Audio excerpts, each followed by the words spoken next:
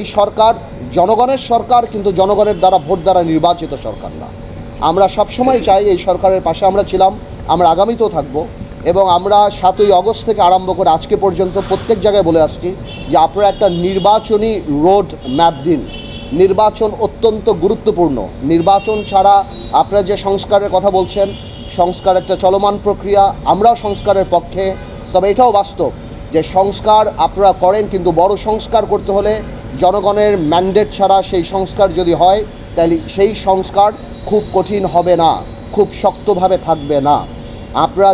আমরা আগেও বলেছি, এখনও বলেছি যে আমাদের সাথে একটা চার্টার হতে পারে, সনদ হতে পারে, একটা সাইন হতে পারে। বড় বড় সংস্কার এই বড় রাজনৈতিক দলগুলি আপাতত দিয়ে দিয়েছে।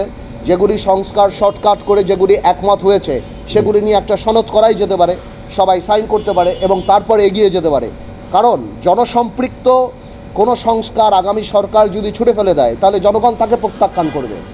কিন্তু জনকল্যাণমুখী সংস্কার থাকবে কি থাকবে না, অবশ্যই আগামী সরকার দেখবে। এবং জনগণের সরকার হয়ে থাকলেন সেটা অবশ্যই মানুষ সেটাকে রেসপেক্ট করবে।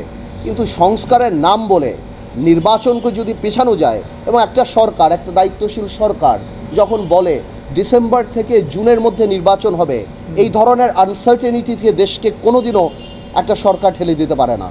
একটা নির্বাচনী রোডম্যাপ কংক্রিট থাকতে হবে। ডিসেম্বর আগে তো অবশ্যই নির্বাচন করা সম্ভব, বিকজ মেজর পলিটিক্যাল পার্টিগুলি যে সংস্কারগুলি দিয়ে দিয়েছে, ওনারা শুধু এগুলি কাটশট করে তারা বলে দিবে যে কোন কোন ব্যাপারে ওনারা একমত হয়েছে। আর যেগুলিতে একমত হয়নি সেগুলি তো আর নেগোসিয়েশন করার সুযোগ নাই। সেগুলি যদি ওনারা জনসম্মুখে বললেই পারে, যদি জনকল্যাণমুখী কোনো সংস্কারে আমরা একমত না হই, তাহলে সেটা তো জনগণ আমাদেরকে প্রত্যাখ্যান করবে।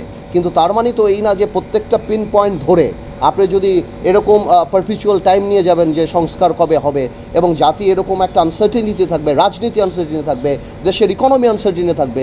আজকে বড় বড় ইন্ডাস্ট্রি থেকে আরম্ভ করে কলকারখানা, মানুষ কেউ ইনভেস্ট করতে যাচ্ছে না, এই চিন্তা করে ইলেকশনের পরে হবে, ইলেকশনের পরে করব, স্টেবল গভর্নমেন্ট নাকি। বৈদেশিক যারা আমাদের বন্ধুবান্ধব বা অন্যান্য দেশ আছে, তারাও পর্যন্ত এই সরকারকে ওই সিরিয়াসলি তারা নেবে না। বিকজ আপনার টার্ম কতখানি সেটার উপর নির্ভর করে যে লং টার্ম আপনার কী হবে। তা আমার মনে হয় যে এই কালক্ষেপণ এখন না করে নির্বাচনী রোড ম্যাপটা এখন জনগণের দাবি। আমার মনে হয় সেটাতেই কনসেন্ট্রেট করা উচিত এই সরকারের।